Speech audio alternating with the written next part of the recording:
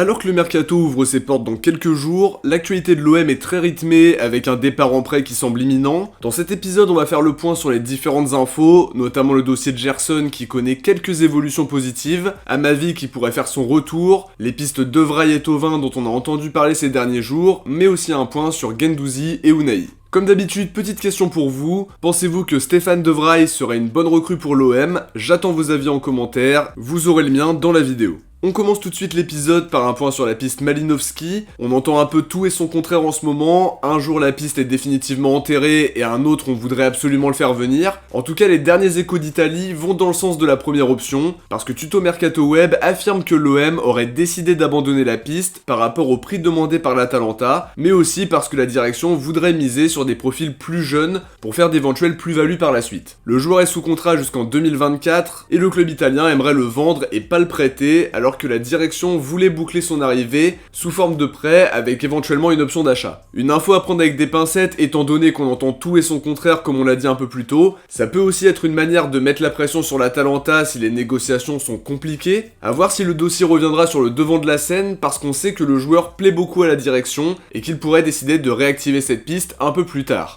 Au rang des prêtés, Super Deportes explique que Retafe voudrait déjà mettre fin au prêt d'Amavi, des discussions auraient même déjà eu lieu entre la direction du club espagnol et celle de l'OM, il a très peu joué sur la première partie de saison, 5 matchs au total dont 4 titularisations, Iglesias lui est préféré et a priori Jesus Vázquez devrait renforcer le club espagnol, ce qui ferme finalement la porte à Amavi qui joue déjà très peu. Un nouveau casse-tête pour la direction parce que sa valeur marchande continue de dégringoler et son très gros salaire plombe les finances depuis sa prolongation. À voir si un club sera prêt à le relancer malgré son gros salaire parce qu'il entre pas du tout dans les plans de l'OM, que ce soit pour le coach ou pour la direction. Côté arrivée, le média mexicain Debate a sorti une info qui a fait parler ces derniers jours. D'après eux, Thauvin serait sur le point de quitter les Tigres, le club mexicain ne compte plus sur lui et le nouveau coach ne s'opposera visiblement pas à son départ non plus. Il n'a pas forcément justifié son statut de joueur le mieux payé du championnat et son adaptation a été très compliquée. La source nous dit que l'OM serait une possibilité pour un départ en prêt cet hiver. J'ai pensé à de la spéculation parce qu'on va devoir recruter 2 joueurs offensifs, et comme Thauvin est dans une situation loin d'être idéale au Mexique, le rapprochement est donc vite fait pour le média mexicain. En plus de ça, il y a eu ses propos sur RMC qui n'ont pas du tout plu, donc ça paraît assez compliqué de le voir revenir, surtout après son refus de prolonger. Alexandre Jacquin de la Provence a directement démenti la rumeur en expliquant qu'un retour de Thauvin en prêt n'était absolument pas à l'ordre du jour et que l'OM n'y aurait littéralement jamais pensé.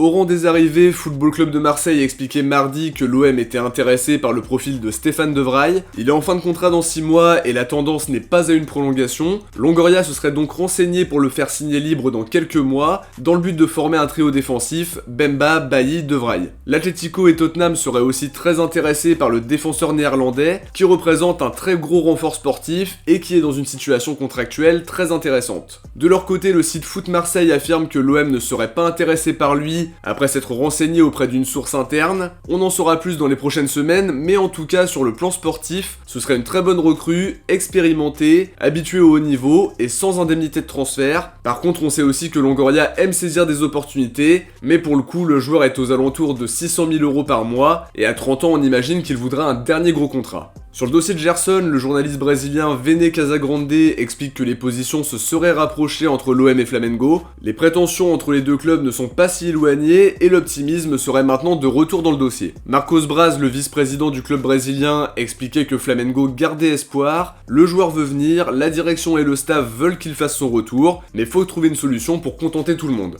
En tout cas, les négos se poursuivent et son futur départ ne fait plus aucun doute. Tudor a confirmé en conférence de presse qu'il était bel et bien en instance de départ, et son absence dans le groupe pour le match face à Toulouse ne fait que confirmer ça un petit peu plus. Foot Mercato explique en tout cas que le club brésilien est confiant pour boucler son arrivée d'ici la fin du mercato, et que le montant récupéré par l'OM serait réinvesti, raison pour laquelle la direction marseillaise ne compte pas lâcher si facilement non plus, mais on sait aussi qu'on ne peut pas retenir un joueur qui veut partir coûte que coûte parce que c'est bénéfique pour personne à l'arrivée. Ça me permet de faire la passerelle avec le dossier Unai, parce que Foot Mercato ajoute que la direction marseillaise voudrait réinvestir les millions récupérés pour faire signer la révélation de la Coupe du Monde 2022. Saïd Chaban, le président du SCO, a expliqué au micro de Prime Video qu'Unai est très sollicité, ça c'est pas une surprise, qu'ils ne pourront pas le retenir. Il explique que 2 clubs français sont intéressés et il a confirmé que l'OM faisait partie de ces 2 clubs-là. À l'étranger, Naples, Séville et le Barça sont attentifs à sa situation, mais à voir à quel prix.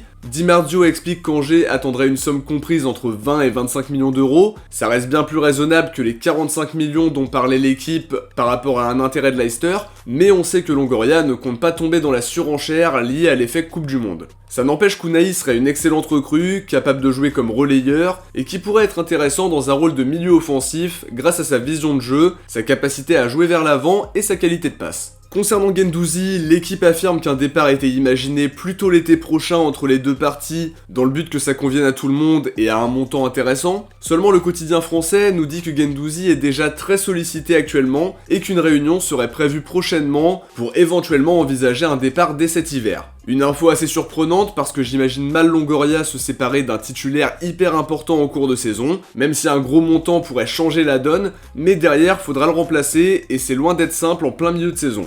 A voir maintenant si l'info va se vérifier, mais ça me paraît risqué à ce moment-là, alors que l'été prochain on aurait plus de temps pour trouver un remplaçant vraiment adapté. On termine maintenant cet épisode par une info qui pourrait rapidement devenir officielle. Dans le dernier Actu OM, on parlait de la volonté de la direction de prêter Isaac Touré dans un club de Ligue 1, avec comme objectif qu'il s'habitue à l'élite et qu'il accumule du temps de jeu avant de revenir l'été prochain. Comme annoncé par Mohamed Toubachter et France Bleu Auxerre, Isaac Touré se dirige vers un prêt à l'AGIA. RMC Sport parle d'un accord total entre les 2 clubs, et le joueur aussi pour un prêt sans option d'achat jusqu'à la fin de la saison. Le joueur va quitter l'OM juste après le match contre Toulouse pour rejoindre Auxerre. On espère qu'il aura un temps de jeu régulier là-bas. Le club va se battre pour le maintien dans une saison compliquée à 4 descentes, et pour le moment c'est l'une des plus mauvaises défenses du championnat. Le renfort d'Isaac Touré pourrait donc leur être très bénéfique, mais on espère surtout qu'il fera une deuxième partie de saison pleine du côté de la Auxerre. Il sera suivi de très près par Felipe Saad qui supervise les prêtés depuis maintenant quelques mois. À côté de ça, Conrad de la Fuente devrait faire son retour à Marseille cet hiver après une première partie de saison compliquée du côté de l'Olympiakos en étant majoritairement écarté, et derrière il devrait être prêté cette fois en Espagne. Targaline, lui, pourrait lui aussi revenir, malgré un petit peu de temps de jeu glané du côté d'Alanya Sport, avant lui de partir en prêt probablement dans un club de Ligue 2, un prêt qui pourrait lui être un petit peu plus bénéfique et qui lui permettrait de progresser tranquillement. De notre côté, on arrive à la fin de cet épisode, j'espère qu'il vous a plu. Si c'est le cas, n'oubliez pas de laisser un pouce bleu pour soutenir la chaîne, c'est hyper important pour lui permettre d'être de mieux en mieux référencé. Je vous invite aussi à vous abonner pour suivre l'actualité de l'OM à 100% avec moi. N'hésitez pas aussi à me donner vos avis sur les rumeurs et à écrire Gerson dans les commentaires si vous avez vu la vidéo jusqu'au bout. On se retrouve très vite pour une prochaine vidéo, et plus précisément pour l'analyse d'OM Toulouse, en espérant une belle victoire pour le retour de notre club. Ciao, portez-vous bien, et surtout allez l'OM.